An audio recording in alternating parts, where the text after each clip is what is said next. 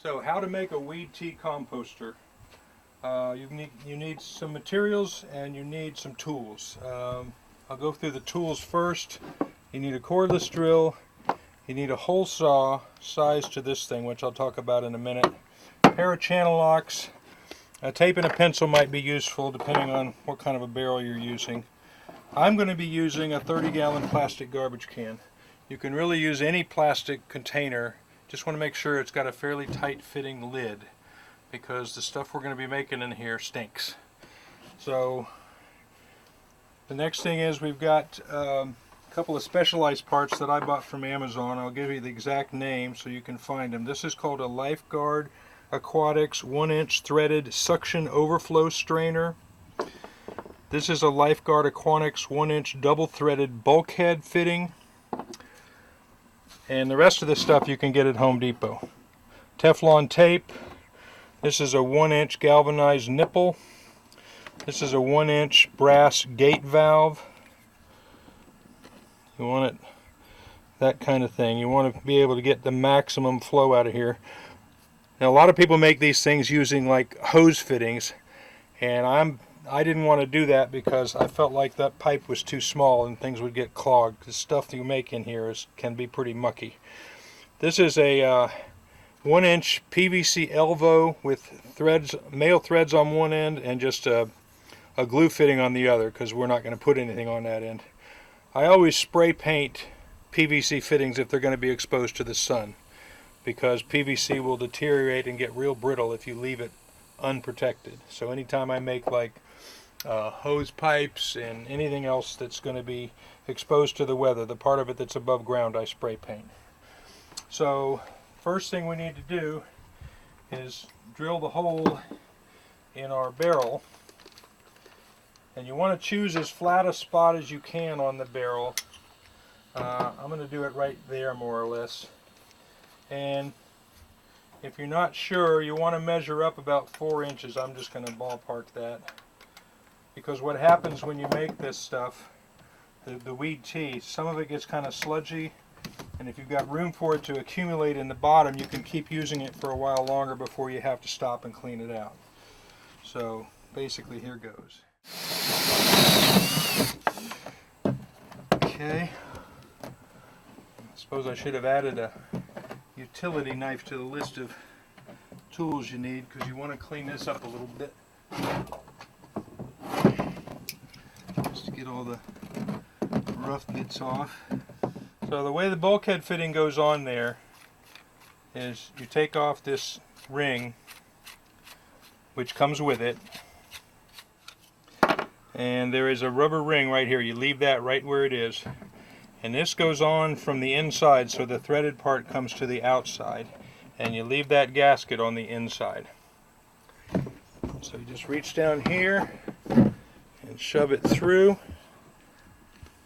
and put your ring back on.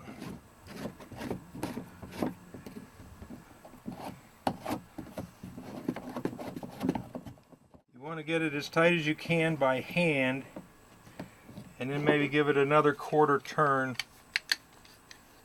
with your channel locks.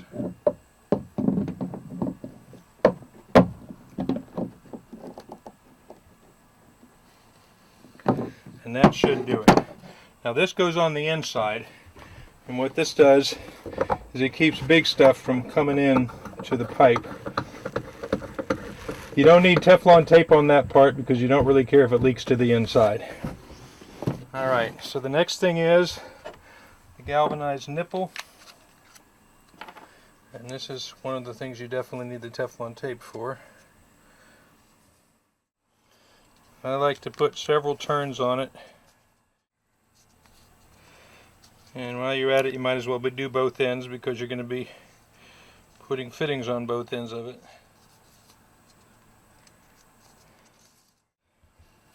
Okay, so that goes in there.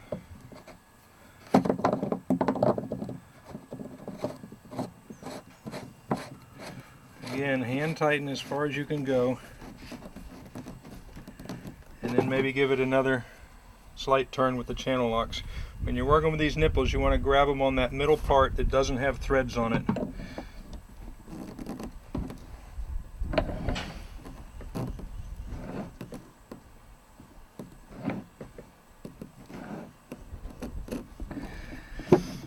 Alright, next step is to install the gate valve.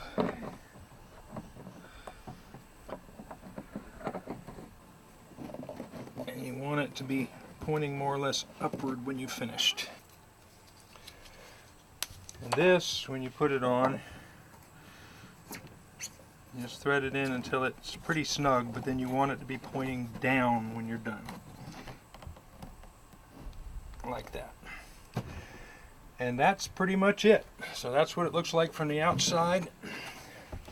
That's what it looks like from the inside. And you're done. Okay, so I keep my weed composter in the garden. There's a couple of reasons for that. One is, if you're pulling weeds, it's convenient, and you're less tempted to put seedy weeds into your compost. The other thing is, this is where you're going to be using this stuff, so you might as well have it close by. I've got a base there with it, which has got a 4-inch thick 16 by 16 concrete pad, which you can buy at Home Depot or Lowe's, and then 4 concrete blocks. The thing is, you want to get it elevated enough so that you can get a pitcher underneath the spout to fill it up. So when you go to add weeds, basically you just stick them in, and then it's good to have a stick handy so you can make sure you push it below the surface of the water. And it's also handy to have it close to the water so you can add water if need be. That's probably enough for now. I find it useful to go ahead and just buy a cheap watering can and dedicate it to using it for nothing else but this. The reason for that is this stuff really stinks. It's anaerobic and it smells nasty. You want to try to keep from getting it on your hands as much as possible, and you want to just generally avoid contact with it. It's even a little hard to get off your hands. And what I prefer to do, I don't like to put it directly on crops. I like to put it in the soil.